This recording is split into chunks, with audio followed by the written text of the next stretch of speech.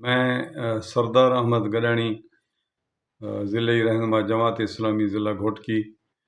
آج میں بہت خوشی محسوس کر رہا ہوں کہ میرے ضلع گھوٹکی کے شہر ڈہرکی کے معروف ادیب اور صحافی محترم وزیر احمد مہر صاحب اور محترم عبدالمالک چاچڑ صاحب اور دیگر ساتھیوں نے مل کر حقیقت نیوز چینل کا آغاز کیا ہے۔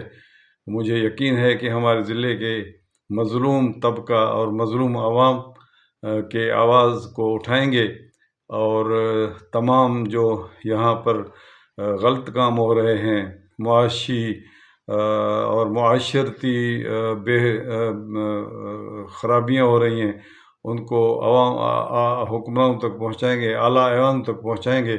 میں مبارکباد پیش کرتا ہوں محترم وزیر احمد مہر صاحب کو اور محترم عبدالمالک چاچڑ صاحب اور دیگر ساتھیوں کو، جنہوں نے ہمارے ضلع کے عوام کے لیے اور پورے صوبے اور پورے ملک کے عوام کے لیے ایک نیوز چینل کا آغاز کیا ہے۔